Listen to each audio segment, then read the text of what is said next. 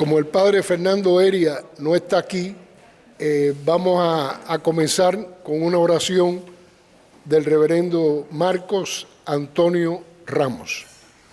Tonito. Oremos.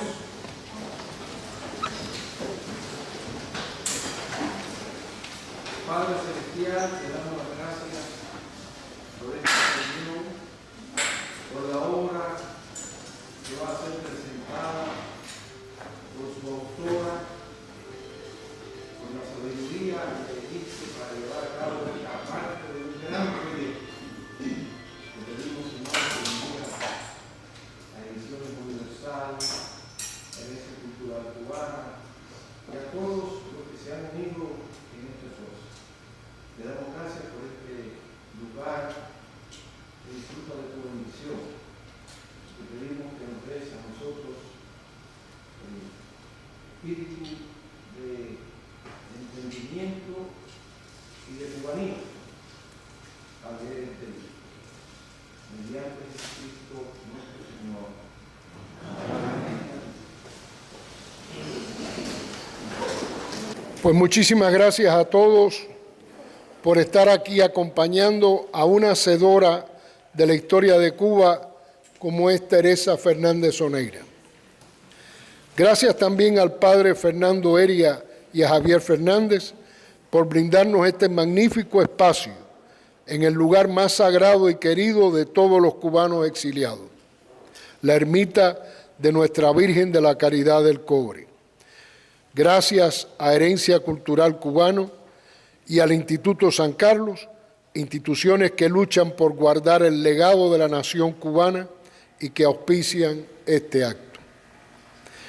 Debo decirles que el libro que hoy presentamos lo sentimos como un orgullo dentro de los cientos de libros que hemos publicado. Tiene cualidades que nos hace sentir muy orgullosos de haber publicado los 2 tomos de Mujeres de la Patria. Son libros resultados de una larga y difícil tarea de investigación, más complicada estando exiliados y con acceso muy cerrados a las fuentes que están dentro de nuestro desdichado país. Pero aquí está el segundo volumen con más de 500 páginas de historia de Cuba.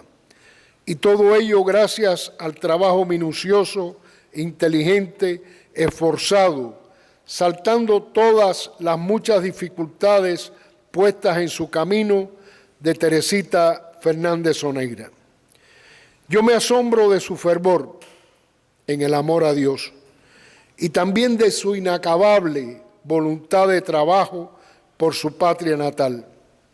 Te felicitamos, Tere, y cada día te tomamos más cariño.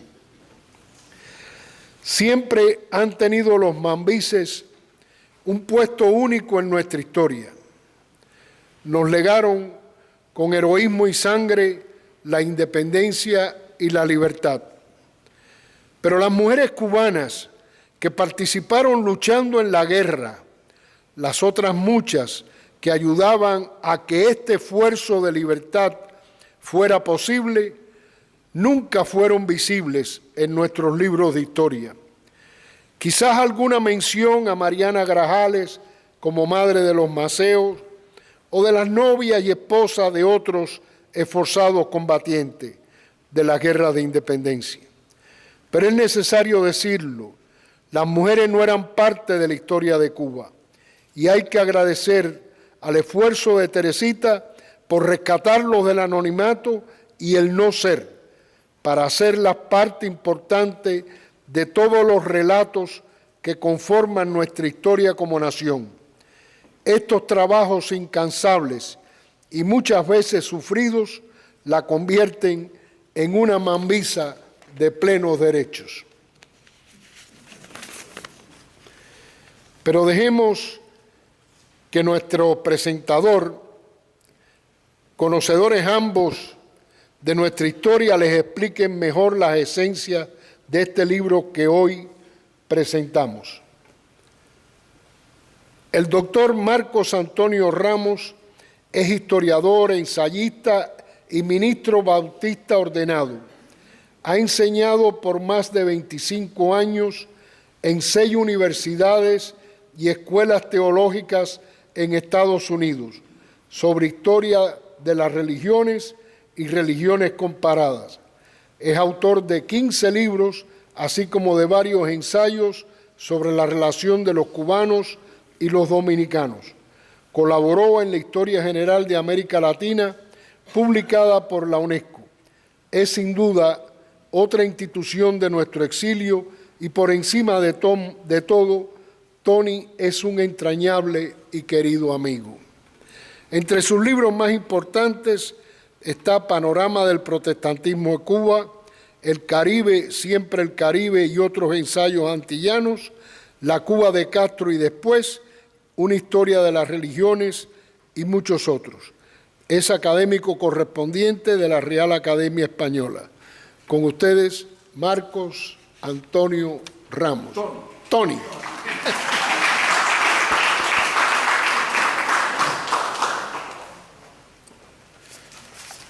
Muy bien. Señoras y señores, hermanas y hermanos, amigos todos. Tengo entendido que la otra presentadora, mi eximia amiga, la doctora Mercedes Cross Sandoval, se encuentra indispuesta. Por lo tanto, le dejo saber a nuestra querida Teresita que debe ocupar un lugar fundamental, ya que yo me limitaré a algunos comentarios sobre esta obra que tanto he apreciado desde el primer día que abrí sus páginas. Mis primeras palabras estaban destinadas a mi gran amiga, la doctora Cross Sandoval, que es una prominente estudiosa, con una obra reconocida que he comentado en algunas ocasiones, tanto en forma verbal como por escrito, y que honra la erudición cubana y antillana, y lamento no escuchar sus palabras, que hubieran sido muy superiores a lo que yo intentaré hacer, gracias a la generosidad y el afecto de la autora y de mi entrañable amigo, que por eso habló también de mí hoy, Juan Manuel Salvat. Así que haremos el esfuerzo, pero pendientes de las palabras de nuestra autora y colega. En esta ocasión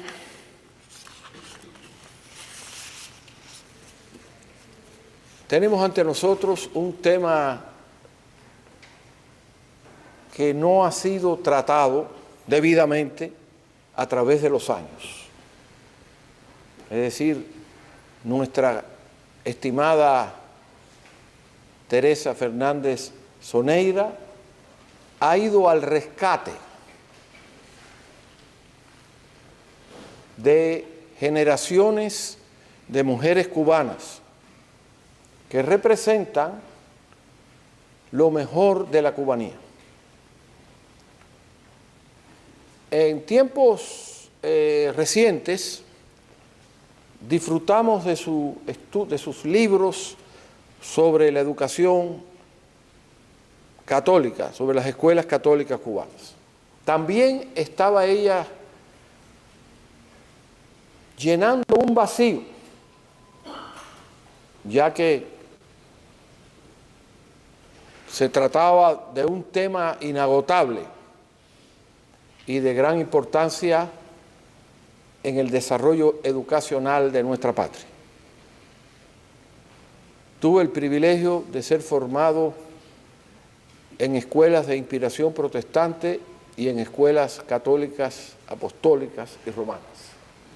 Y doy gracias a Dios por haber tenido la oportunidad de disfrutar de la compañía de gente buena, algunos no tan buenos, pero bueno, gente buena, aunque yo de niño, cosas de muchacho, quería ir a las escuelas públicas, porque los amiguitos míos, casi todos, iban a esas escuelas. Pero bueno, gracias a Dios, pude rescatar siempre el contacto con mis amigos iniciales en la ciudad de Colón, provincia de Matanzas, donde tal vez nacieron algunos de ustedes, entre ellos mi amigo entrañable, el reverendo Ramón Alemán, que nos acompaña. Bueno, permitidme muy brevemente saltar a un tema que tiene relación con las mujeres cubanas.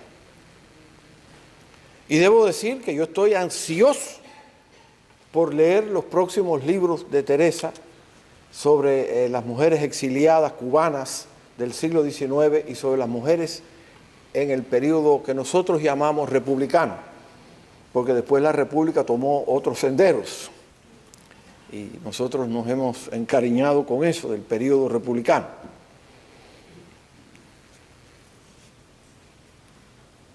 De más está decir que los historiadores e investigadores históricos cubanos, me perdona, Hugo, tenemos realmente que confesar el pecado imperdonable de no haber estudiado, difundido y admirado lo suficiente la labor de las mujeres. Y eso, con permiso de una religiosa que tenemos aquí, nos honra con su presencia, se extiende al mundo de la religión también. En los estudios históricos sobre la religión en Cuba. Aunque he estudiado la religiosidad católica con gran cariño, emoción y me ha instruido mucho esa tarea, quiero decirle que en el caso de los protestantes estamos en el mismo barco.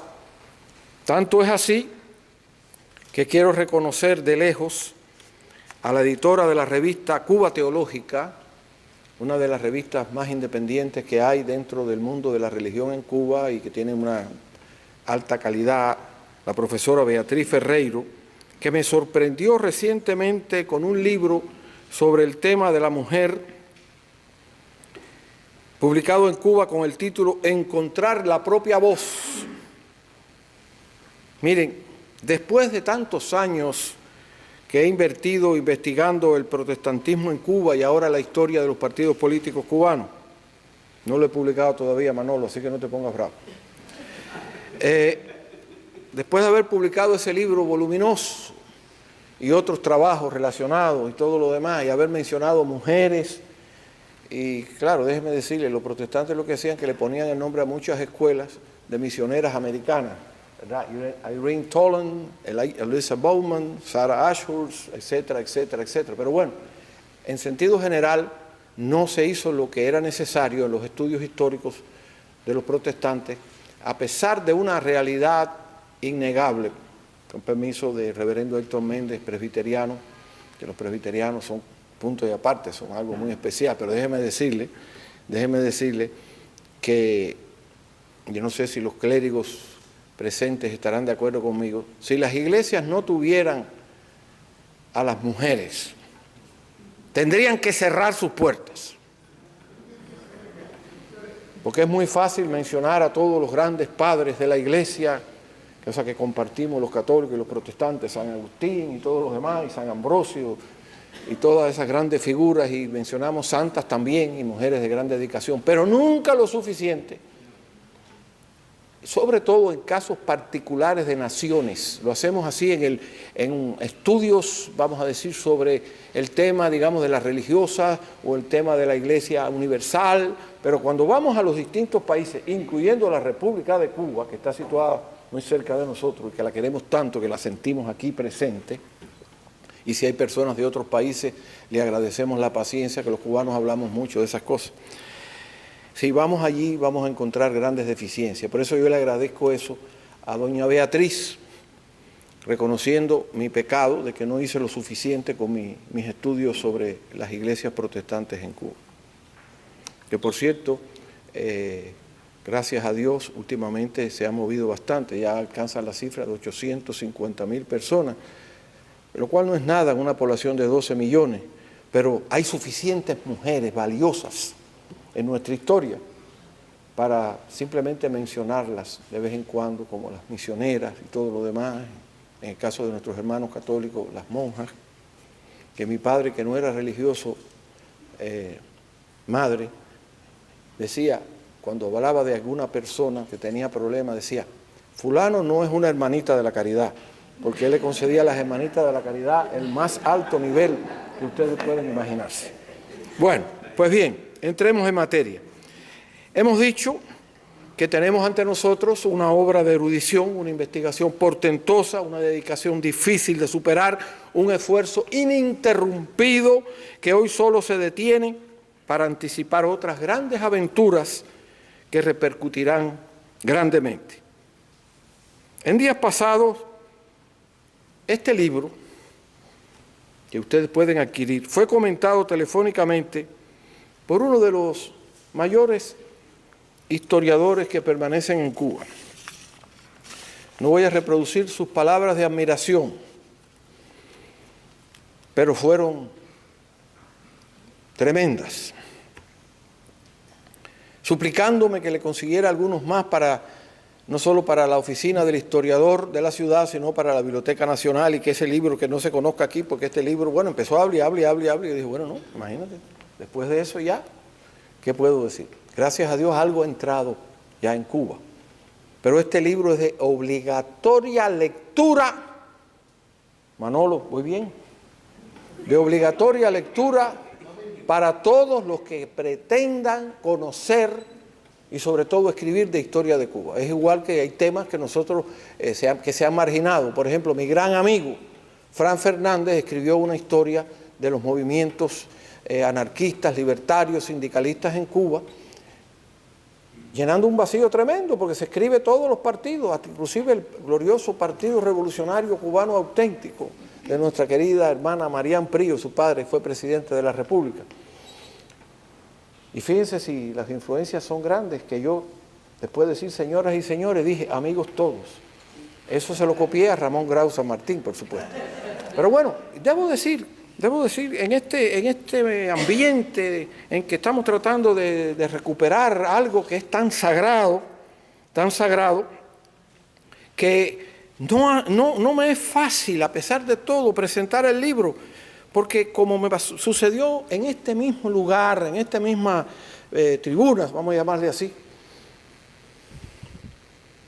con el libro 100 barcos en la historia de Cuba, de mi gran amigo Emilio Cueto, tuve que decirle, miren, yo ahora me doy cuenta que soy un ignorante. A pesar de pasarme toda la vida en esto, soy un ignorante. Y cuando leí los libros de Teresita, perdona que te lo diga así, pero cariñosamente, yo dije, caballero, pero yo no sé nada. Usted dice conocer historia de Cuba, lea estos libros. Cómo se rescatan personajes, acontecimientos, situaciones, labores de todo tipo. Bueno, yo reconocí que mi ilustrado amigo me había situado en una situación muy difícil al pedirme que presentara el libro que yo atesoro. Y ahora, la obra que nos reúne esta mañana lleva como título, como ustedes conocen, Mujeres de la Patria, volumen 2, y he recordado la experiencia que tuve con Emilio. Mi único consuelo es que ustedes me van a acompañar al experimentar esa misma sensación al leer el libro. Con todo respeto, vamos a darnos cuenta de lo mucho que ignoramos. No les llamo ignorante, porque ustedes son sabios y saben más que yo de muchas cosas, pero yo por lo menos yo me sentí ignorante.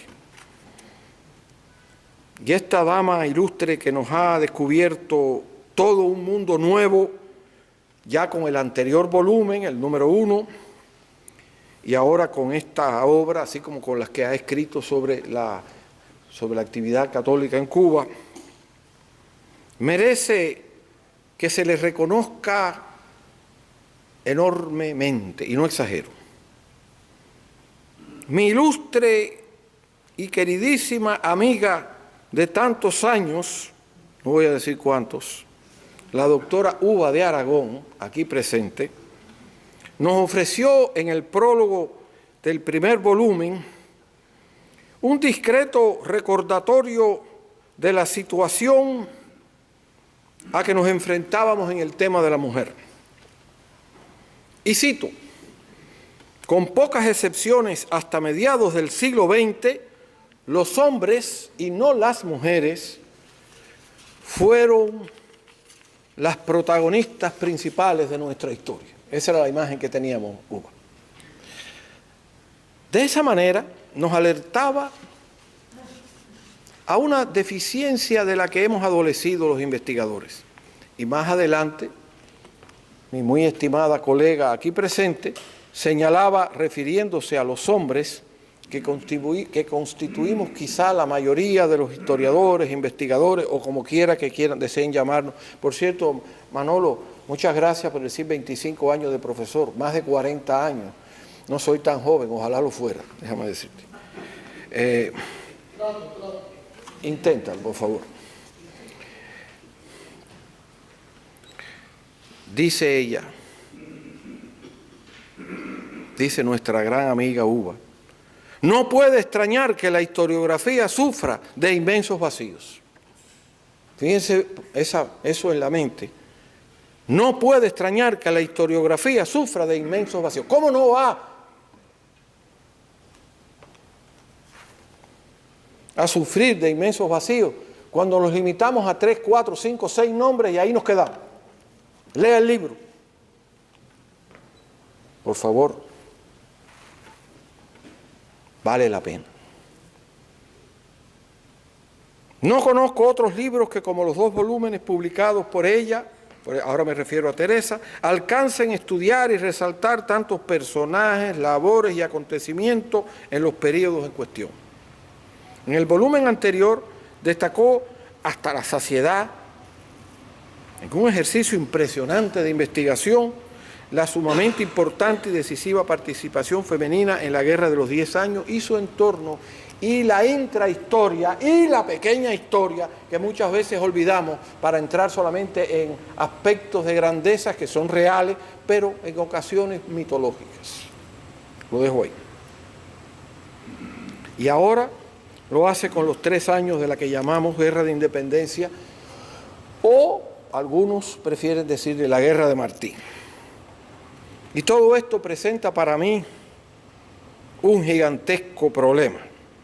Sería hoy injusto concentrarme en mis palabras, concentrarme en 1, 2, 3, 4 personalidades femeninas y en 1, 2, 3 o 4 acontecimientos, cuando nuestra historia, y Teresa lo demuestra, es en parte la historia de las mujeres de la patria. Y son tantas estas compatriotas, no 1, 2, 3, 4, para algunos actos, para algunas celebraciones, son mucho más que todo eso, y ustedes lo saben, pero ahora van a tener una evidencia mucho más abundante. Que cuando hablamos de mujeres de la patria, el título es acertado, Teresa, pero yo le hubiera puesto madres de la patria, porque nos gusta hablar de los padres de la patria. ¿Y dónde están las madres de la patria?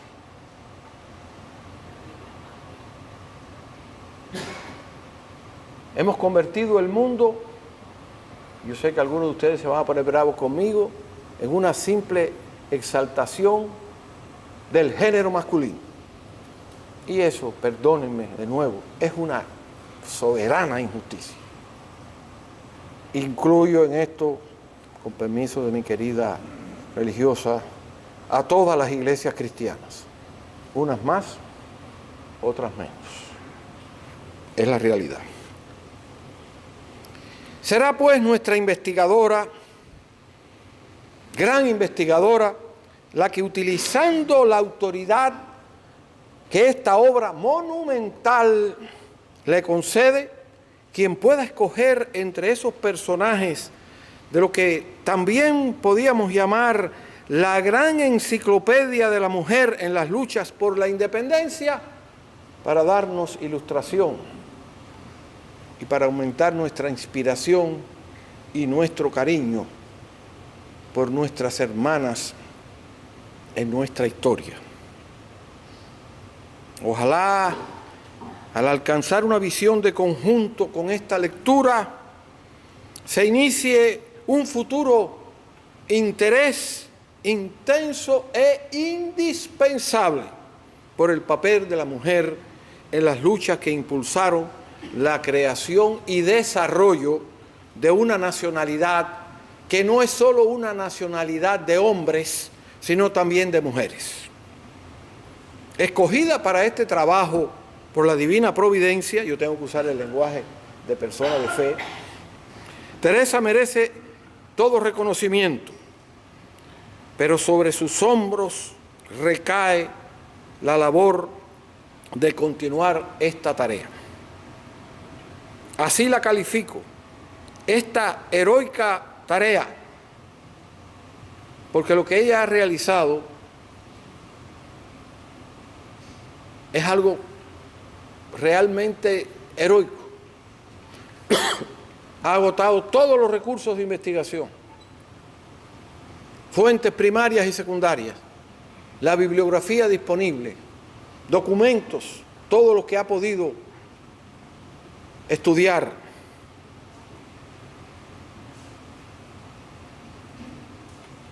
Casi que me considero analfabeto en ese tema.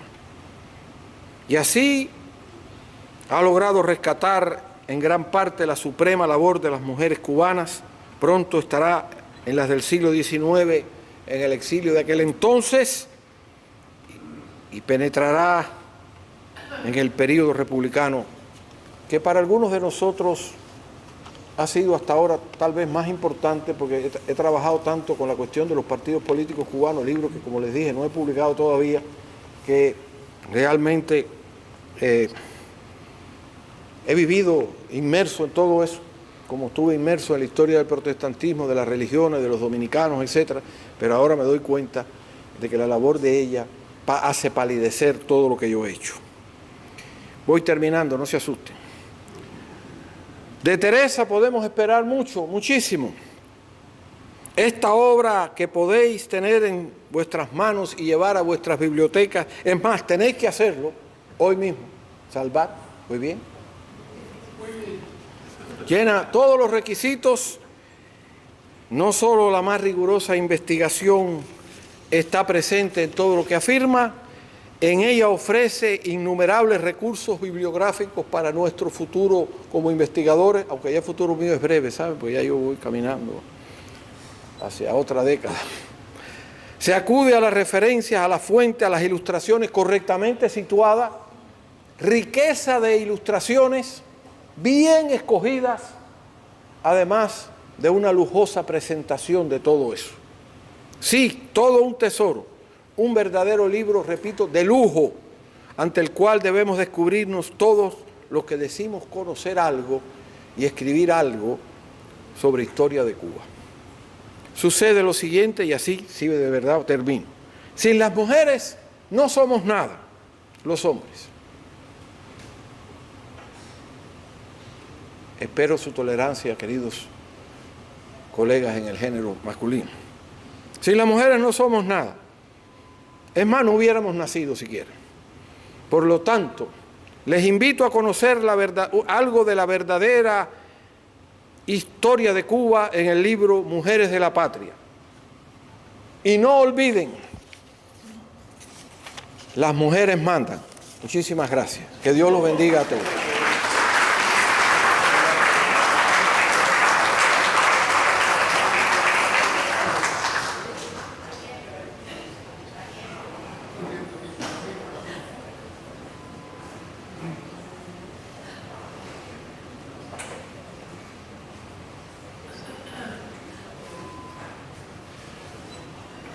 Bueno, tenemos realmente el honor de poder presentar también para que comente esta obra de Teresa Fernández Onegra a la doctora Wishman, que todos ustedes conocen muy bien.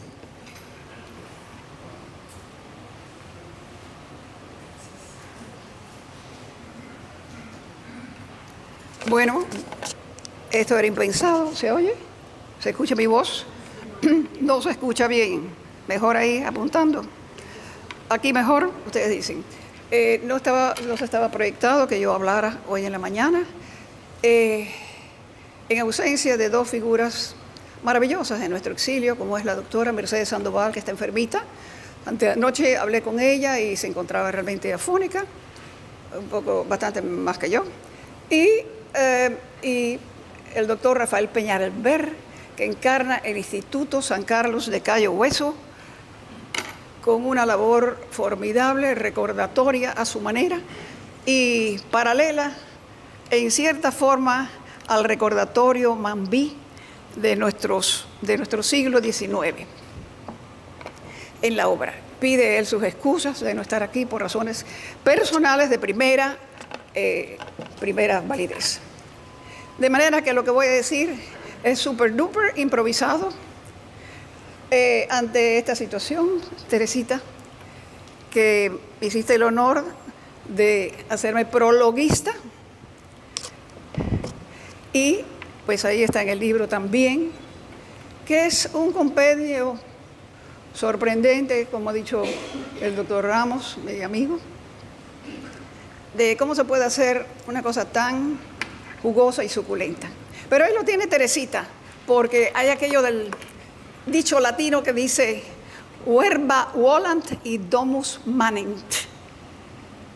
La casa permanece y las palabras vuelan.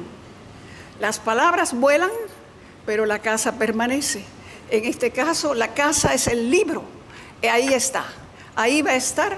Y no solamente en la palabra del día de hoy, sino en la forma escrita para el futuro de nuestra nación. Nuestra nación, tan temblorosa como parece estar hoy en día. Qué importante es que se rescate el espíritu del siglo XIX, que fue donde se fundió lo que somos, lo que fuimos y con la esperanza de que seremos. Porque ese siglo XIX cubano de la mujer, que la mujer con esa larga historia a través de los tiempos tan ninguneada, como la esclavitud tan abusada, como los niños de la revolución industrial tan aniquilados, que les hacían comerse los dientecitos para que no tuvieran mucha hambre. De manera que la historia de la humanidad es bien dura, pero así era. Y hoy en día todo lo que vaya en contra al adelanto de la mujer, de las instituciones negativas de los siglos pasados, es un éxito. De manera que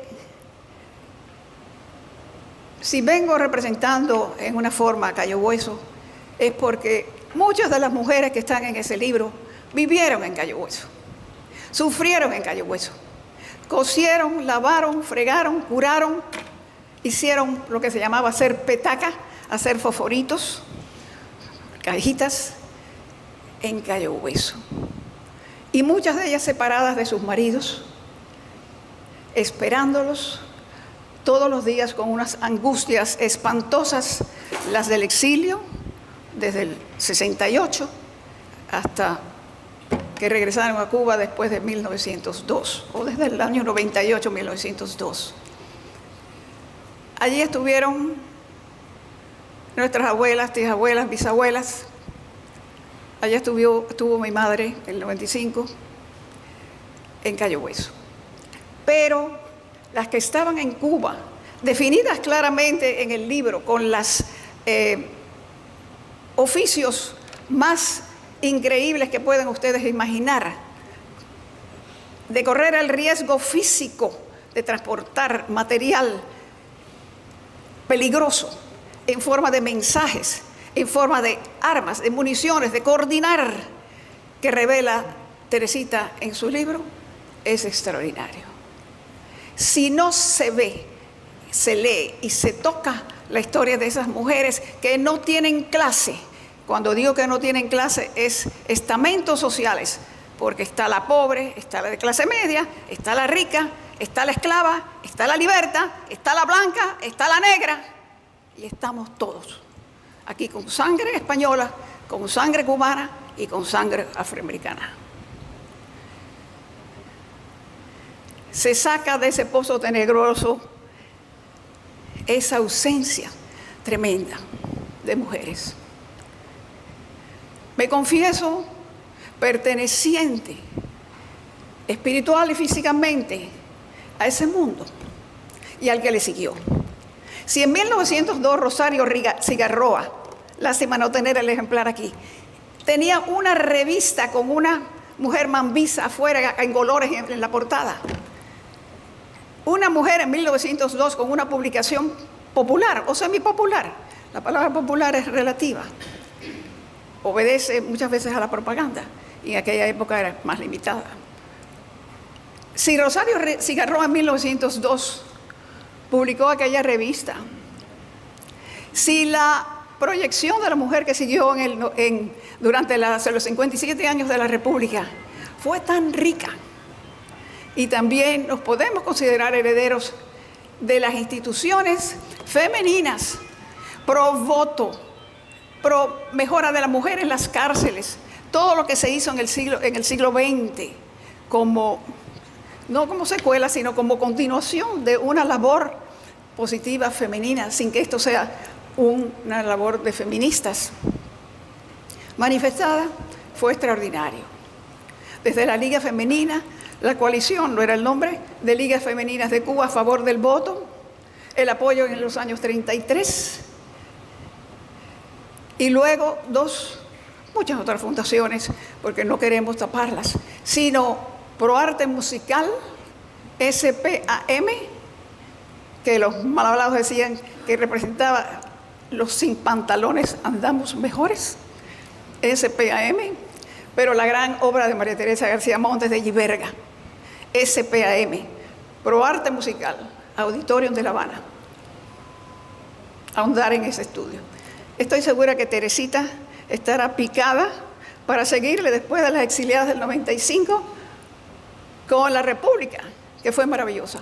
Y me considero heredera, como muchos de ustedes y muchos, del Liceo y Long Kennedy Club de La Habana, que fundaran una pléyade de mujeres cubanas en 1929 y en 1918, Proarte Musical, con María Teresa García Montes de Giberga y su pléyade de mujeres. Aquí tenemos contemporáneos de nuestra familia, como Marion, doña Regla Socarrás, que estuvo, gracias.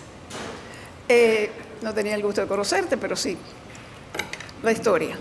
Y, lógicamente, todas tenemos las raíces de la época.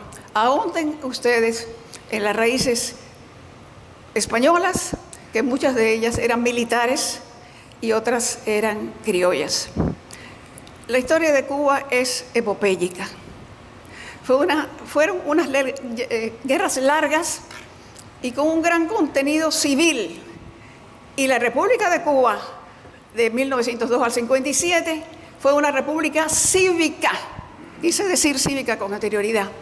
Cívica, con grandes hombres, con grandes voces y mujeres, con grandes voces morales, voces que tenían para Cuba lo mejor.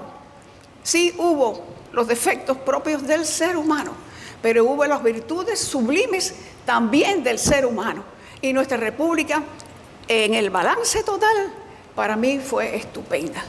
Somos hijos de esa república y pretendemos que la república brinque este terrible paréntesis para recuperar la identidad que está en un cristalito puesta, y puedan las generaciones siguientes, Daniel Pedreira, siéntete involucrado en este gran proyecto que significa continuar y recuperar, o recuperar y continuar la gran nación cubana. Teresita, tu obra permanece. Las palabras vuelan. Gracias.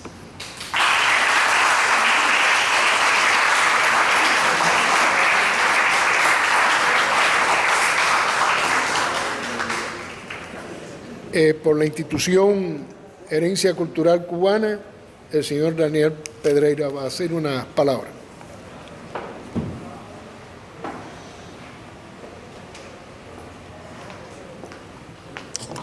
Muchas gracias a todos. Voy a ser, creo que el más breve de los panelistas, pero ante todo quiero darles las gracias por acompañarnos en esta presentación tan importante. Y quiero darle las gracias a Teresa por su libro, por permitir que Herencia forme parte de esta presentación.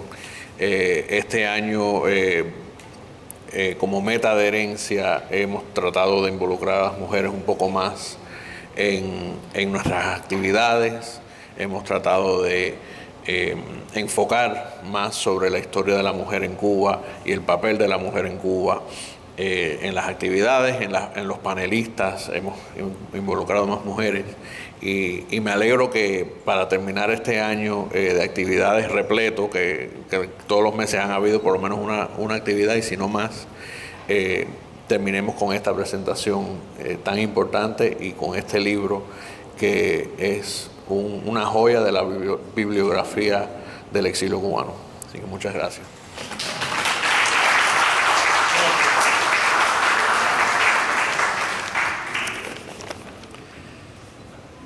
Teresa Fernández Soneira nació en La Habana en 1947 y se exilió en los Estados Unidos con su familia en 1961. Estudió en los colegios del Apostolado del Sagrado Corazón de Jesús de La Habana, en el Vedado y en el de Madrid, España, y también en Notre Dame Academy de Miami. Tiene un asociado de artes summa cum laude en filosofía del Miami-Dade College y una licenciatura en humanidades de Barry University en Miami. Desde 1971 comienza a dedicarse a la escritura y es editora de la revista Maris Stella, órgano de las exalumnas de los colegios del Apostolado de Cuba. Desde entonces ha trabajado como escritora freelance e independiente para diferentes publicaciones como Buen Hogar, El Nuevo Herald, Geomundo, el semanario Éxito, Clarinada, Herencia Cultural Cubana, Palabra Cubana, Convivencia, Revista Ideal y otras publicaciones. Fue columnista por 5 años de La Voz Católica, periódico oficial de la Arquidiócesis de Miami. En 1989 publica su primer libro, Apuntes desde el Destierro. En 1997 sale al mercado su obra Cuba, Historia de la Educación Católica, 1582 a 1961. En el 2002 se publica La Estrella y la Cruz, Historia de las Juventudes de Acción Católica Cubana. Y después, en el 2008, Niños que Triunfan, el Centro Mater de Miami. Y en el 2014, el primer tomo de Mujeres de la Patria, Contribución de la Mujer a la Independencia de Cuba. Guerra de los 10 años, 1868 al 78. Todos publicados por Ediciones Universal. El volumen 2 de Mujeres de la Patria, también Contribución de la Mujer a la Independencia de Cuba, que cubre la Guerra de Independencia de 1895 a 1898, acaba de salir publicado y es la razón por la que estamos hoy reunidos aquí. La obra de Teresa Fernández Soneira sobre la mujer cubana será una tetralogía, ya que contará de 4 volúmenes cuando esté terminada. El volumen 3, de próxima publicación, abarcará el tema de la mujer en el exilio del siglo XIX y el volumen 4 de la mujer en la República. Y sin más, la autora Teresa Fernández Soneira.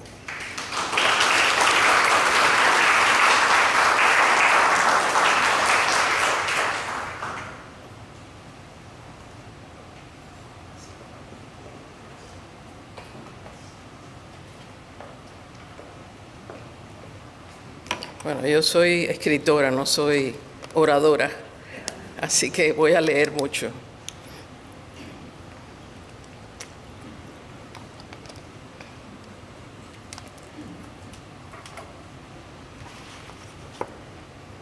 Buenos días y muchas gracias por acompañarnos esta mañana en este nuevo libro que acabo de dar a luz, que ha sido un parto doloroso, pero que me llena de satisfacción.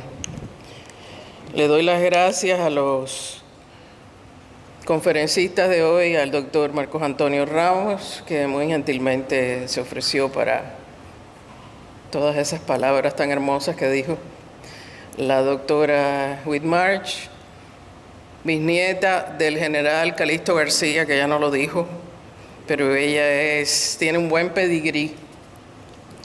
Y aquí está también llenando un espacio que nos ha dejado la doctora Sandoval, que no ha podido venir, porque está con mucho catarro hace 4 días, lo cual yo siento muchísimo. Y a Daniel Pedreira, por herencia, con la cual he estado vinculada muchos años y colaborando con la revista. Gracias, Daniel, por venir también. Y por supuesto a mi editor, mi amigo, Juan Manuel Salvat, el Gordo Salvat, por su ayuda durante todos estos años, 30 años de amistad, se dice rápido, pero son 30 años, y su esposa Martica y su hija Marta María, que siempre están ahí, igual que Miguel, el hijo más pequeño de la familia, que siempre han estado conmigo en las buenas y en las malas. Muchas gracias.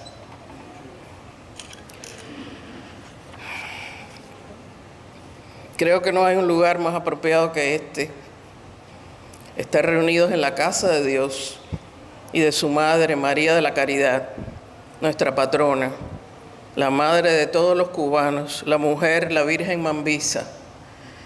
Apropiado porque fue ella la que estuvo acompañando al pueblo cubano en todo el recorrido durante su lucha por la libertad, mientras estaba bajo el yugo español.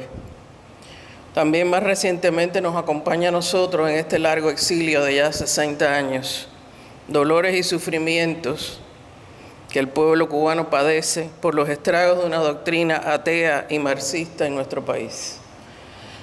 Fue ella, la Virgen, luz y guía de tantos soldados durante las guerras de independencia, que le rogaban para que cuidara de sus familias.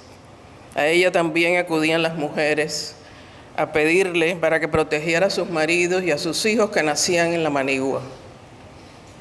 Mi colega, el historiador holguinero José Abreu Cardet, me decía en un mensaje por internet, que es como nos comunicamos, me enviaba meses atrás y me decía una cita de sus libros. La buena madre de Cristo parecía estar atenta a los muchos sufrimientos de sus hijos antillanos. No los pudo rescatar de los pelotones de fusilamiento, de la acción implacable de las contraguerrillas y algunos de la muerte, pero por lo menos estos sufridos combatientes debieron de sentirse acompañados en sus momentos más trágicos por la piadosa imagen. Quizás en cierta forma, ella, la Virgen, me dice Cardet, encarnaba una especie de abstracción de la patria para esta gente, en un sentido muy recto y simple de su imaginación. Cuba era representada como una mujer. He querido comenzar mi charla con esta breve mención a la Virgen, que la tenemos allí, no solo para ilustrar su influencia en el pueblo cubano durante la guerra y en toda la historia de la nación, sino y sobre todo para honrarla hoy que estamos aquí en su casa. Las mujeres son el punto de partida de los pueblos. De ellas salen los héroes o los tiranos, los sabios o los ignorantes, los patriotas o los traidores, los filósofos o los libertinos, decía Gaspar Betancourt Cisneros mucho antes de que comenzaran las guerras. Con estas palabras tan elocuentes de Betancourt Cisneros, comienzo mi charla de hoy, en la que voy a conversar con ustedes sobre nuestras patriotas mambisas. Los pueblos agradecidos aprecian los hechos históricos y no pueden olvidar nunca a aquellos héroes que lo ofrendaron todo por la libertad. Por eso hoy nosotros perpetuamos también su memoria y damos una lección de moral y patriotismo para que las generaciones futuras, por lo menos esa es mi esperanza, que las generaciones futuras vean el ejemplo de nuestras heroínas y que este ejemplo les sirva de ruta, de norma y de objetivo. Decía el general Calixto García Íñiguez en 1878, en un llamamiento del Comité Revolucionario Cubano de Nueva York, que él presidía, dirigido el llamamiento a las señoras que simpatizaban con la causa de la libertad, decía él: a vosotras que también sois patriotas sin paralelo, que con vuestra abnegación y sublime heroísmo llenáis la página más gloriosa de la historia de nuestra patria, os toca un papel muy importante en la gran obra de la independencia. Vosotros sabéis que el corazón del patriota no tiene sexo, pues el amor a la patria es uno y más sublime que todos. En este 2018, que se cumplen 120 años de terminada la guerra en Cuba, quiero recordar a las cubanas de aquella época, de aquella guerra, a las heroicas mujeres con mayúscula, pues no fue poco su trajinar cuando las mujeres hispanoamericanas ya habían logrado la independencia de sus países. Las cubanas y las puertorriqueñas aún luchaban por librarse de la metrópoli. Fuimos los dos últimos en sacarnos el yugo español de arriba. Nuestras mujeres, con esfuerzo y sacrificio, dedicación y valentía, lucharían y contribuirían a darnos una Cuba libre. En este volumen 2, al igual que en el volumen 1, la mujer cubana, tanto blanca como negra, como indígena taína, es la protagonista, de manera que por medio de ella valoraremos nuestra historia. Desde el ángulo de la mujer apreciaremos cómo se desarrollaron los acontecimientos, porque durante mucho tiempo hemos contemplado la historia a través de los ojos de los historiadores, quienes han soslayado la actuación de la mujer o simplemente la han ignorado. Estos historiadores y periodistas nos han relatado las hazañas de los hombres, nos han hablado de los héroes a los que hemos levantado muchos monumentos, nada más que hay que venir aquí, en este salón, como hay bustos de patriotas hombres, pero no hay ninguno de ninguna mujer, si se fijan bien, cuyas reliquias se encuentran en nuestros museos y que sus historias aparecen en libros y discursos. Ilustran enciclopedias y son exaltados en ensayos y en actos patrióticos. Y fueron los hombres, sin lugar a dudas, los grandes luchadores, valientes guerreros que lucharon y se inmolaron por lo que se merecían eso y mucho más. Pero es que la historia también la escribieron las mujeres, las decididas mujeres cubanas. Cuando Antonio Maceo decidió pasar la trocha de María la Majana, pidió un experto guía para el camino. Le enviaron a una intrépida mambisa pinareña, nada menos que a Adela Ascuy. ¿Cómo me mandan a una mujer?, dicen que dijo Maceo. General, esta no es una mujer, es una fiera. Le contestó uno de los generales. El coronel Miguel Vanegas afirmó después: no podía imaginarme una mujer tan valiente. Sentí admiración por esta patriota, que lo mismo combatía, que prodigaba sus servicios a los heridos, tanto cubanos como españoles, pues a este efecto su bondad no reconocía exclusiones. La entereza y el coraje de la mujer cubana queda ilustrado en este poema titulado La Madre. Dice así: cuando llegó la madre al campamento ya lo habían fusilado, y aquellos hombres fuertes, duros, aquellos hombres bravos, al verla allí tan firme, tan erguida y profunda, lloraron.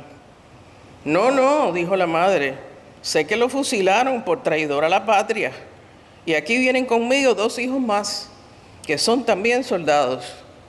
No vine a pedir nada para el otro, está bien fusilado. Vine a pedir tan solo que si estos 2 que me acompañan alguna vez traicionan a la patria, los fusiléis también.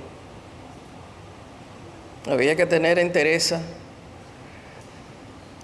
y valentía para decir una cosa así de un hijo que había traicionado a la patria.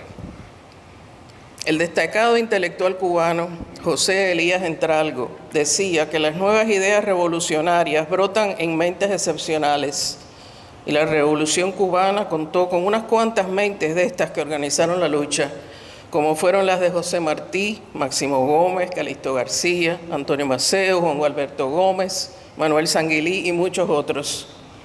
Pero la Revolución Cubana del siglo XIX también contó con muchas mentes excepcionales de mujeres cubanas, como fueron María Cabrales, Magdalena Peñarredonda, Emilia Casanova, Isabel Vélez, Aurelia Castillo, Bernarda Toro, Cristina Pérez, Mercedes Sirven Pérez Puelles, que aparecen en esta obra y en la anterior.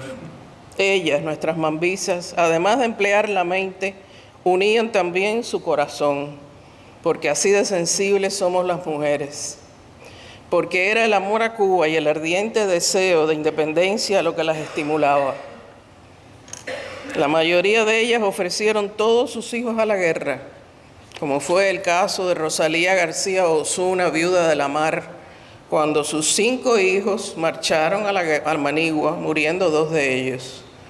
O el ejemplo de Andrea Hernández Casimayú en Cienfuegos, quien vio partir a la guerra de independencia con dolor pero con orgullo a 4 de sus 6 hijos. Y aquí nos acompañan hoy la familia de Andrea. Un aplauso para ellos.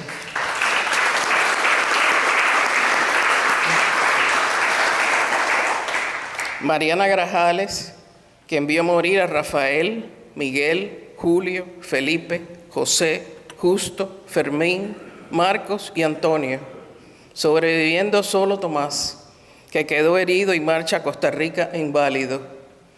3 de ellos fueron deportados a Ceuta y sus 2 hijas, Baldomera y Dominga, laboraron como enfermeras junto a Mariana en la Guerra de los 10 años. ¡Qué familia! ¿Cuánto no habrá sufrido Mariana?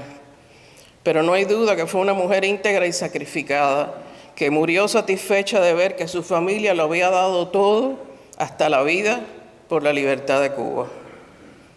El periódico La Lucha escribía en 1910, las mujeres cubanas han visto los cuerpos de sus esposos y de sus hijos con ojos secos, pero siempre firmes y determinantes, en silencio, suplicando al cielo por el triunfo de sus hombres.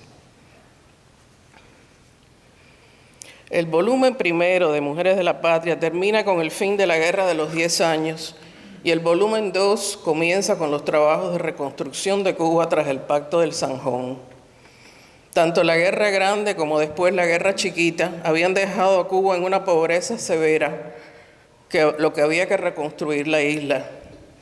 Cuánta tragedia, dolor y sufrimiento, cuántas familias separadas, cuántos huérfanos y viudas, cuántos muertos y cuántos cubanos exiliados, igual que ahora. La situación era verdaderamente deprimente y caótica, no solo por la carencia de recursos básicos, sino también por todos los fallecidos.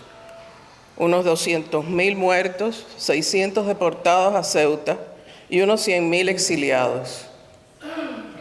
Las calles estaban sucias, la mala calidad del agua que se utilizaba para beber, así como la aglomeración de las personas en otras ciudades y poblados provocaron que ocurrieran más fallecimientos debido a las enfermedades asociadas con este tipo de vida. La disentería, la meningitis, la tuberculosis, la fiebre tifoidea, la malaria, la fiebre amarilla, estaban diezmando a la población. Pero con el correr del tiempo, la vida de los cubanos fue mejorando. Algunos exiliados regresaron del extranjero, aunque fueron pocos, y con el paso de los meses empezaron a controlarse las epidemias y volvieron a llegar algunas mercancías a los pueblos y ciudades. Y reaparecieron los vendedores ambulantes que de nuevo ofrecían por las calles alimentos y artículos. Pero más difícil de resolver fueron los asuntos afectivos y familiares. En casi todas las familias alguien había muerto. Y una de las primeras víctimas de la guerra fue el amor. El amor al esposo, al amante, al hijo, a los padres, al novio, al primo, al amigo. Al término de la guerra, muchos matrimonios nunca más se volvieron a encontrar. La muerte no permitió que se volvieran a ver y que compartieran juntos. Como fue el caso de Amalia Simoni, la esposa del general Ignacio Agramonte, Amalia pensó que ya no podría seguir viviendo, que no podría volver a amar. Y lo mismo le ocurrió a Ana Betancourt de Mora cuando recibe la noticia en el exilio de que su esposo Ignacio había muerto en la Manigua. O Ana Josefa de Agüero, esposa de Joaquín de Agüero, quien se entera de que su esposo había sido fusilado por estar a cargo de una conspiración. Ana Josefa cayó sin sentido por varios días, encaneció y envejeció prematuramente para morir tiempo después en el exilio. Y también tenemos a María Cabrales, otra que recibe la noticia de la muerte del esposo, Antonio Maceo, mientras ella está en el exilio de Costa Rica. El desgarramiento emocional de todas ellas, que todas ellas sufrieron, tuvo que haber sido inmenso. Por eso el periodista Luis Quintero afirmaba en 1875, y nuestras mujeres, ¿podríamos pedir mayor abnegación de ellas? No son rivales de las hijas de Esparta. Y continuaba diciendo, no hay ninguna labor que no han hecho, ninguna miseria que no han sufrido, ningún dolor que no ha afligido su corazón. Han perdido a sus amados hermanos, esposos, a sus hijos adorados, y sin embargo estas mujeres sufren su soledad, su exilio y su miseria en el mayor dolor, sin queja contra la revolución. Y animan y apoyan al patriota que quiere compartir con los hermanos los horrores de la guerra. Los hijos de estas mujeres saben perfectamente lo que es ser libres. Al quedar sola, la mujer tuvo que procurar el sustento de los que residían con ella en el hogar. Por una situación difícil, como explica el colega, la historiadora habanera Raquel Vinat de la Mata me decía, por la pérdida de fortuna, por confiscación de bienes o por embargos oficiales y no tener con qué vivir, la viuda o huérfana debió asumir el rol de jefa de familia, por lo que las cubanas tuvieron que realizar las funciones que antes realizaba el padre, el esposo o el hermano. Había que alimentar a la prole, cuidar de los padres mayores, tomar decisiones y tantas cosas que implica llevar un hogar.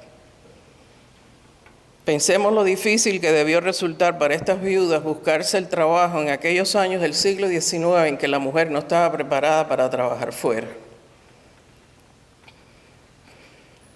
Desde el fin de la Guerra de los 10 años hasta el comienzo de la Guerra de Independencia, que es el tema de este libro, transcurrieron 17 años. Pero los cubanos nunca desistieron de sus ideas independentistas, porque no podían contentarse con permanecer bajo el dominio español y con el tiempo se fueron preparando para otra guerra que sería la definitiva. Pero antes de abordar el proceso de la guerra del 95, debemos hacer una parte aquí y preguntarnos cómo se había desarrollado en los cubanos el sentido de nacionalidad y de patriotismo.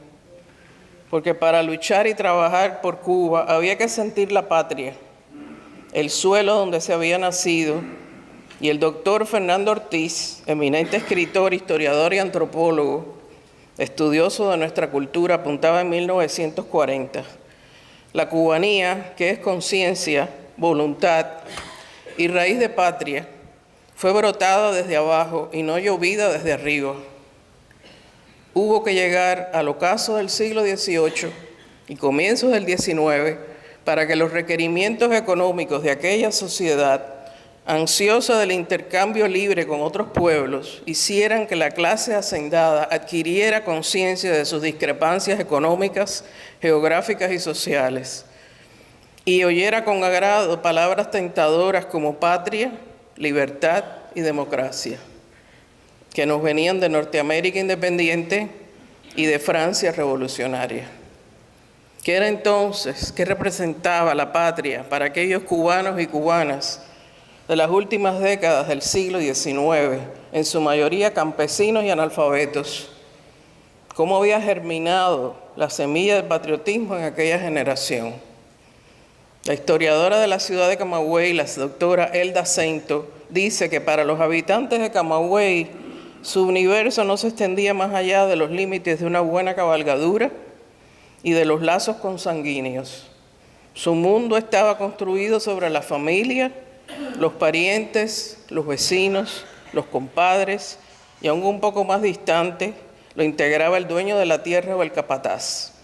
Por eso, debe admitirse que una buena parte de los hombres que se sumaron a las filas insurrectas lo hicieron primariamente siguiendo a quienes conocían, a aquellos a los cuales estaban unidos por lazos de sangre o por compromisos forjados en los azares de la vida. El campamento Mambí hizo el resto. Así, la familia criolla era el punto por donde se cruzaban los asuntos políticos y públicos. Los hijos eran guiados hacia la nacionalidad de acuerdo con las reglas sociales de la familia. Y en las reuniones familiares y de amigos, cuando se congregaban las diferentes generaciones, los mayores explicaban a los jóvenes y a los niños el significado de lo que era ser cubano, ya que España había sido la única imagen que conocían y el ambiente en el que habían crecido, que era la metrópolis española. La mujer cubana tuvo la tarea importantísima de enseñar y transmitir a sus hijos lo que era la patria. El general Enrique Loynaz del Castillo recordaba durante sus años de infancia que un año en su cumpleaños, su madre, Juana Castillo Betancourt, le hizo un escudo de Cuba para su habitación y lo adornó con pequeñas banderas cubanas, afirma Loynaz. Ella dio dirección a mi vida. Lo mismo ocurrió con el coronel Horacio Ferrer. Dice él, tenía 5 años y era muy apegado a mi madre. Ella comenzó a enseñarnos, a inculcarnos el amor a la verdad, al estudio y al honor. Y hablando de historia, nos relataba que había un hombre llamado Máximo Gómez que había luchado en la guerra de los 10 años para que fuera Cuba independiente. El general Loynaz del Castillo añade, la semilla de mi amor por Cuba penetró en mi espíritu por mi madre durante mi juventud, para florecer durante mi adolescencia. La familia y la patria se fusionaron hasta tal punto que una era la prolongación de la otra. Hemos visto entonces cómo la idea de país, con la familia a la que se pertenecía, la tierra a la que se amaba y por la que había que luchar, se iba moldeando. La identidad nacional se estaba forjando al calor de la contienda. Al comenzar la guerra de independencia, muchas mujeres dejan grabadas en nuestra historia páginas gloriosas, como fueron Elvira Cape, esposa de Emilio Bacardí, en Santiago de Cuba; Belén Agüero, quien con 50 camagüeyanas más confeccionan la bandera de la invasión que recorrería Cuba de oriente a occidente; Elvira del Monte y la Mar, quien se distingue en Zagualagrande como eficaz auxiliar de los patriotas; Narcisa Deop y García Menocal, quien cose en su máquina de coser los uniformes de sus 4 hijos para que vayan a luchar a la Manigua; Isabel Rubio Pinareña, de Paso Real de Guane, quien con un bien surtido botiquín organiza, dirige y sostiene un verdadero hospital ambulante; Orregla Socarrás, también de Pinar del Río, a quien le matan a 2 primos y un tío en su presencia, pero agarra el rifle del tío y sale disparándole a los españoles.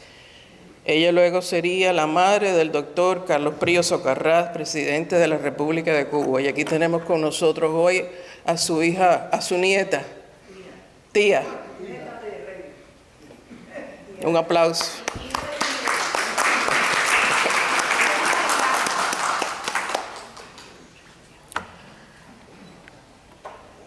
Es grande el ejemplo de Amparo Orbe, novia del patriota matancero Antonio López Coloma. Los dos son atrapados por los españoles luego de participar en el alzamiento de Ibarra. Amparo y Antonio permanecen encarcelados por 1 año y medio en celdas separadas, primero en la prisión de San Severino en Matanzas y luego en la cabaña de La Habana. Por fin deciden casarse en la cárcel, pero Antonio López Coloma es fusilado y Amparo es liberada y sobrevive la contienda. Ella ofreció estoicamente su amor, su luto y su dolor a la patria. No es solo la mujer blanca la que labora en la guerra. Le dedico un capítulo completo a la mujer negra, no solo en la guerra, sino también en la sociedad cubana. La mujer negra se incorpora a la gesta. Ella luchaba por su libertad personal, por la libertad del país y por su superación dentro de una sociedad que la discriminaba doblemente por ser negra y por ser mujer. La contribución económica de la mujer negra a la guerra fue considerable, como verán en mi libro, en el que las propietarias de cafetales y fincas donaron parte de su fortuna a los cofres de la guerra, y poco se ha hablado de todas ellas, y es hora de hacerlo. También fueron a la Manigua las valientes mambisas negras. Allí vemos a Nicolasa Inciarte, Dominga Moncada, Dolores Alcántara, Caridad Jaca, Juana Francisca Limonta, quien dio asilo a José Maceo en su hogar de Guayabal de Yateras, Tomasa Duverguer, Caridad Bravo y sus hijas, y Rosa Castellanos, la bayamesa, que ilustra la portada de mi obra, y que no solo fue combatiente en las dos guerras, sino también enfermera de las mejores en la zona oriental del país. Y hubo también músicos negros, por supuesto, porque los cubanos sin música no podemos vivir, ¿no?, que ayudaron en la guerra. Y claro, había mujeres negras músicos, como fue el caso curioso de Irene Herrera Laferté, quien durante la Guerra de Independencia animaba con su música a los insurrectos en la Manigua, interpretando danzones, mazurcas y polcas. Tocaba casi todos los instrumentos de percusión, fue timbalera y directora, fundadora de la charanga Doña Irene. Y también estaba Matilde Planch de Tiguabos Oriente, quien era experta bailadora de changüí, que bailaba y cantaba en la Manigua y recordaba en sus tonadas el combate del Jovito, donde las tropas de Antonio Maceo habían derrotado a los españoles del regimiento Simancas. Y ya que hablamos de música, es interesante el dato de que la habanera Tú, del compositor cubano Eduardo Sánchez de Fuentes, fuera tocada por primera vez en el hogar de la ilustre patriota villaclareña Marta Abreu Arencibia, en un sarao que celebró en su casa del Prado en La Habana en 1892. Allí, por primera vez, Sánchez de Fuentes interpreta la canción al piano.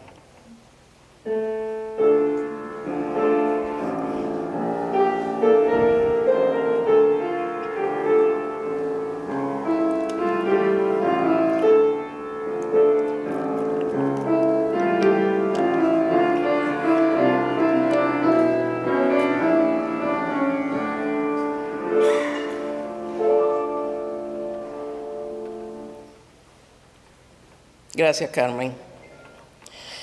Años después, en 1897, cuando la Guerra de Independencia estaba en su culminación, el doctor José Ramírez Céspedes escribió una nueva letra que fue entonada como himno de guerra en la Manigua y que dice así: cubanos, desde el cielo resuena una voz para darnos valor en la lucha tremenda que el sabio patriota con gloria emprendió. Martí, tu nombre venerado será cuando la historia nos la pueda enseñar. A pesar de la dispersión y la falta de liderazgo, porque al igual que ahora, los cubanos se exiliaron a todas partes, se fue forjando la unión gracias al carisma y los esfuerzos de varios líderes, principalmente de José Martí. A los cubanos hoy nos hace falta un José Martí. El 24 de febrero de 1895 resonó el grito de guerra en muchos rincones de la Manigua cubana. La guerra contra España había nuevamente comenzado. El grito no fue dado solamente en Baire, sino también en Jiguaní, Ibarra, Guantánamo, Vallate y Santiago de Cuba. Como dijo el historiador Jorge Castellanos, fue el grito de Cuba. En verdad fue el grito de Martí, de Maceo, de Gómez, de Calixto García, de Guillermón, de Juan Gualberto, de Mazó, de Periquito Pérez de Lora, de las emigraciones revolucionarias, de los tabaqueros de Tampa y de Cayo Hueso, y de la colonia exiliada de los intelectuales en París. Y fue también el grito de las mujeres mambisas, de Juana de Barona, Manuela Olivera, Mercedes y María Regina Casimayú, de Trinidad Lagomacino, María Candelaria Tamayo, Rosa Caro, Clara Marrero Ábalos. Fue el grito de Rita Suárez del Villar, de Elvira del Monte, de América Arias, de Delmira Guerra. Fue el grito de las que confeccionaban banderas, de las que despedían a sus hijos y esposos. Gritaron las que habían ido al exilio y las que trabajaban en los talleres de Martí City en Ocala. El grito de las del exilio en Colombia y Jamaica, Uruguay y la República Dominicana. El grito de los hombres y mujeres de todos los cubanos que ansiaban la libertad. Fue el grito de Cuba entera que se alzaba contra la esclavitud y la explotación de la metrópoli. Fueron muchos gritos a todo lo largo de la isla y fuera de ella. Y los alzamientos se llevaron a cabo con la brevedad y la eficacia del rayo, como dijo Martí. Y ahí estaban todas nuestras mujeres. La mujer cubana, quien se había ganado su puesto durante la guerra anterior, forma ya parte de la conciencia nacional y está preparada para diferir una vida de felicidad y aspiraciones asociadas con la familia y el hogar y comenzar la vida de renuncias y privaciones. Se zafará el corsé que la ha amarrado por décadas pasadas debido a las viejas costumbres y exhibirá una actitud enérgica de mujer heroica. Con la frente erguida, la mirada atenta y el corazón comprometido y entregado a sus labores revolucionarias, nuestras mujeres del 95 siguieron el ejemplo de sus madres, tías y abuelas, quienes habían luchado en la guerra de los 10 años. Ahora lucharían las hijas, nietas y hermanas de estas. La mambisa volvió a enhebrar agujas y a bordar banderas, a curar heridas y a jugarse la vida como mensajera o contrabandista. Era ya la recta final y ella confiaba que traería la paz. Las mambisas de todas las edades, razas y de todos los estratos de la sociedad militaron en la contienda. También se unieron las mujeres indias del oriente de Cuba, aquellas descendientes de nuestros taínos que vemos actuando en la zona de Guantánamo. Esto poco se sabe. En Mujeres de la Patria verán la labor de la india Cristina Pérez, quien logra que los descendientes de nuestros indios se suman al ejército de Antonio Maceo en lo que se llamó el Regimiento Atuey. Y también aparecen junto a ella Juana Limonta o Inocencia Araujo y Priscilinia Bombú. Durante la guerra, la mujer también trabaja como enfermera en los llamados hospitales de sangre, como fue Adela Ascuy de Pinar del Río o la holguinera Mercedes Sirven Pérez Puelles, la única comandante del Ejército Libertador, quien va a la Manigua con su botica. Y aquí tenemos a una bisnieta de Mercedes Pérez Puelles, la hermana Eva Pérez Puelles. Un aplauso para ella.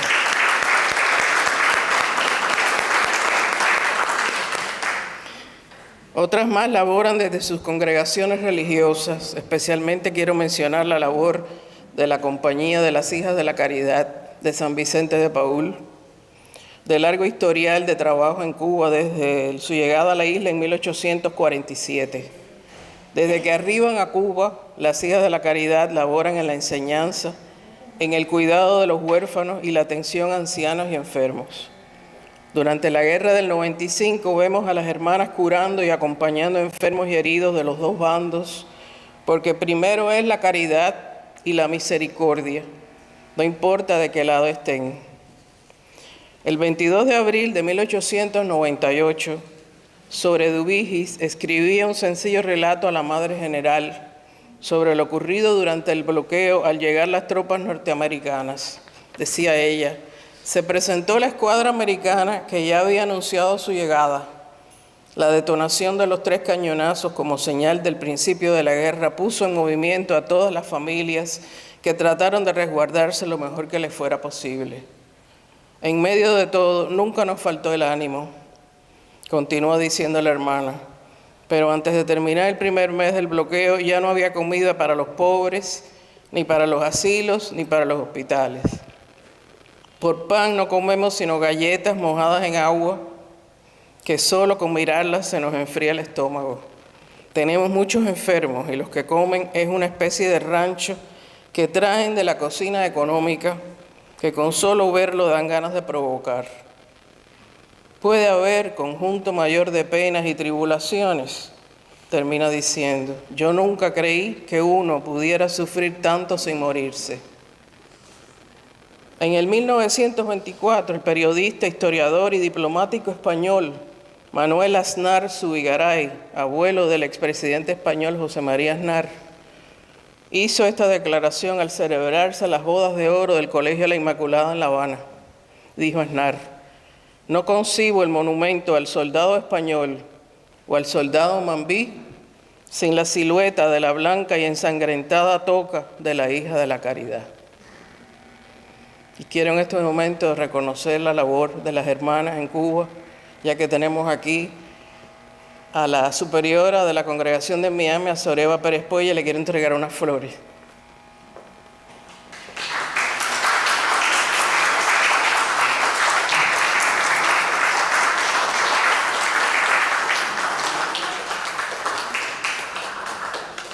Isabuela.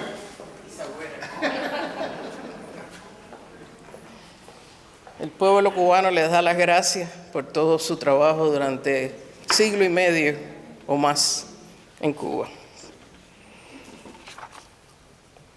En este libro aparecen otras congregaciones religiosas femeninas, como fueron las Siervas de María de los Desamparados, las Religiosas del Apostolado y posiblemente otras congregaciones e institutos religiosos femeninos que ya radicaban en Cuba cuando estalla la guerra. Posiblemente ayudaron también las Hermanas de los Pobres Inválidos, las Ursulinas y las religiosas de Nuestra Señora del Santísimo Rosario, dominicas francesas. Y como dato curioso, había hermanas norteamericanas trabajando en la guerra. Estaban las Hermanas de la Misericordia y la Congregation of American Sisters, o Congregación de Hermanas Americanas, de la tribu de los indios Lakota, de Dakota del Norte y Dakota del Sur, estaban en Cuba trabajando.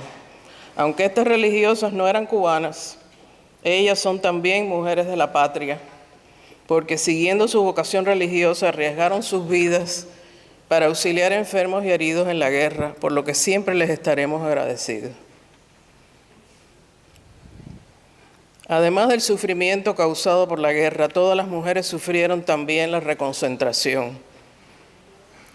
Weyler pensó que trasladando a los campesinos a los pueblos, iba a dejar a los mambises sin suministros e información ni alimentos, y que así la guerra terminaría. Pero eso no llegó a ocurrir, porque a pesar de tanto dolor y de tanta muerte, los cubanos siguieron luchando. La reconcentración incrementó la prostitución y muchas mujeres vendían sus cuerpos para sobrevivir y para comer. Luego casi todas las jóvenes quedaban abandonadas a los hombres menos honrados.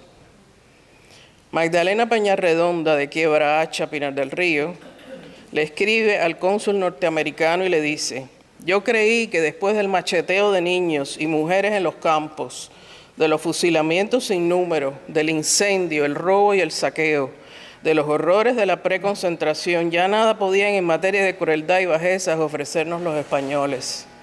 Pero esta gente es inagotable en la maldad. Pasado mañana se embarca Weyler y se le prepara una gran manifestación. Allí estará la flor y nata de la plebe española, soez y cínica. Irán a lamentar la ausencia del gran asesino, sintiendo no haya concluido su obra de exterminio sobre el pueblo cubano. Durante los 3 años que duró la guerra, del 1895, ocurrieron muchas acciones de valentía, de solidaridad y de patriotismo. Manuel Piedra Martel, un veterano de la guerra, nos ha dejado un encuentro en el distrito de Santi Espíritu a mediados del 1897, y dice él en su cuento: llegaron al anochecer a las inmediaciones de una ranchería oculta en aquellos montes. Al darle el alto, ¿quién vive?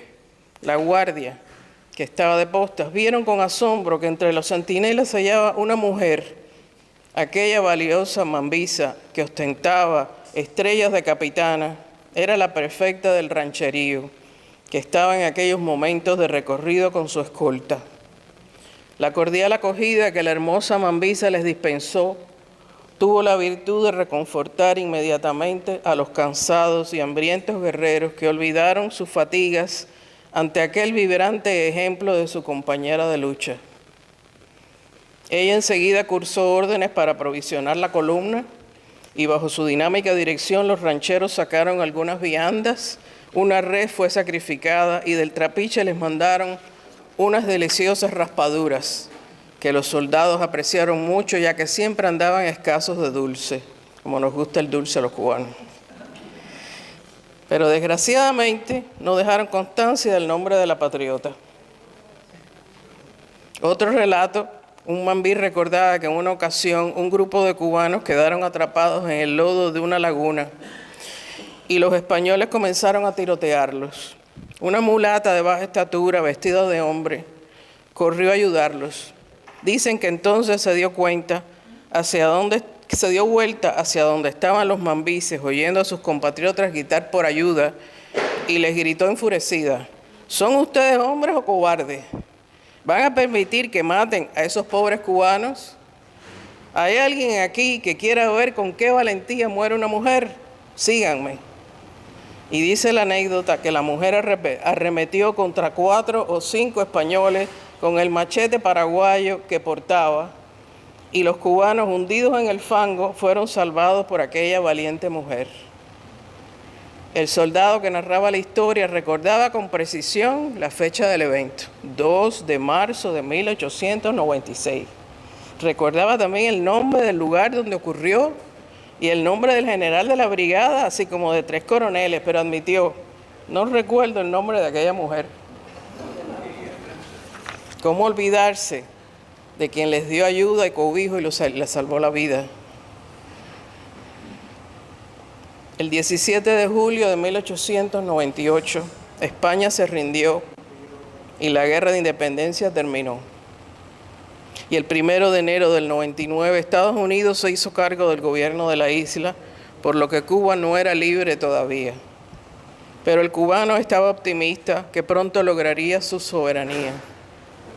La ocupación estadounidense de Cuba terminó en 1902 y Cuba logró su independencia. Ahora había que reconstruir la patria luego de 30 años de luchas y desolación, de dolores y sacrificios. Los que habían ido al exilio regresarían para ayudar al país en una república con todos y para el bien de todos y de todas. Familias enteras habían perecido, otras habían quedado mutiladas, los padres habían presenciado la violación de sus hijas, la descuartización de sus hijos, era mucho el dolor. Pero a pesar de todo, lo que la mujer había logrado con su proceder durante los 30 años de la guerra no había sido escuchada, ni habían sido resueltos sus reclamos. Al terminar la guerra de independencia con la nueva república, la cienfueguera Edelmira Guerra Valladares reclamó incluyeran el derecho de la mujer al sufragio en la primera constitución cubana. Pero desatendieron la propuesta, como ya habían hecho antes con los ruegos de Ana Betancourt en la Asamblea de Guaymaro o los de Emilia Casanova desde el exilio de Nueva York. No sería hasta 1940 cuando se redacta la nueva Constitución ese año, en que aparece en el artículo 97. Se establece para todos los ciudadanos cubanos como derecho, deber y función el sufragio universal, igualitario y secreto. Todo esto se había logrado gracias a los empeños del movimiento feminista cubano y del trabajo de mujeres como María Collado, Hortensia Lamar, María Luisa Dols, Ofelia Rodríguez y muchas otras. La historia se transmite de generación en generación y es nuestro deber continuar el culto sagrado a la patria. A pesar de los 60 años de exilio, creo que tenemos el deber de mantener el culto a la patria. Es importante que nuestras hijas, sobrinas y nietas conozcan a las cubanas que las precedieron, que sepan de sus sacrificios y sus afanes, que todos los cubanos las conozcamos. En este libro, como en el anterior, he querido recordar a las cubanas que amaron el deber más que las comodidades, a la patria más que al hogar, y algunas incluso más que a su familia. Desearon la gloria de la manigua más que las joyas y los trajes de seda. Intrépidas y heroicas, se pusieron nuevamente el machete al cinto y se lanzaron a luchar por la libertad. No seré yo, serán ellas las que les cuenten en este libro sus angustias y dolores, sus miserias y privaciones. Les hablarán de sus alegrías, de haber podido entregarse a la lucha redentora para más tarde ver ondear la bandera cubana, gloriosa y triunfante, que ellas mismas habían confeccionado. Creo que con Mujeres de la Patria se paga en parte una deuda que tenemos los cubanos con todas estas valientes mujeres que sufrieron momentos difíciles para junto al hombre darnos la libertad. Mujeres que no fueron reconocidas ni apoyadas económicamente al término de la guerra, a pesar de haber sido combatientes, veteranas o viudas de veteranos. Pero su labor ya no queda anónima y olvidada. Ahora las historias de nuestras mujeres tienen rostro y nombre. Con Mujeres de la Patria las honramos y les agradecemos su consagración, cosa que no supo hacer la República, ni ha sabido hacer tampoco la Revolución Comunista de 1959. Es mi deseo que cuando terminen la lectura de este libro sientan el mismo amor entrañable a la patria que sintieron aquellas mujeres. Ellas son nuestro ejemplo y nuestro orgullo. Muchas gracias.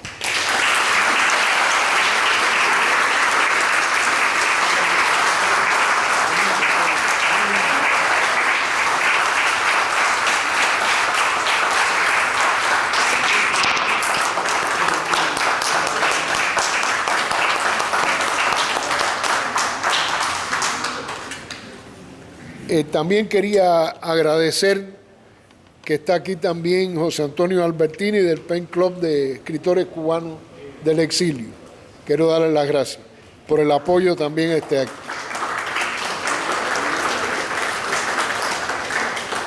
Y también a los miembros de una peña de historiadores cubanos que se ha trasladado hoy, se reúnen los sábados y hoy se trasladó aquí a este acto.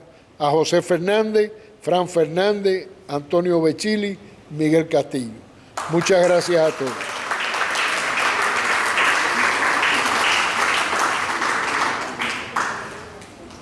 No sé realmente si alguien quiere hacer alguna pregunta o decir algo, pues creo que todavía tenemos un poquito de tiempo, ¿no? ¿Alguien quiere decir algo? Bueno, yo nada más que quiero...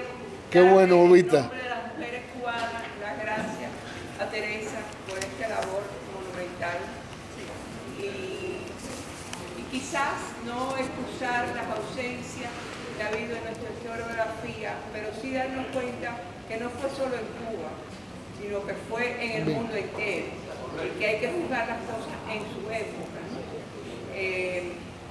Pero has llenado un gran vacío, es una labor inmensa, y personalmente, y en nombre de las mujeres, y de mi antepasada, y de todas las mambisas, quiero darte las gracias con mucho amor y con mucho respeto. Gracias a Hugo de Aragón.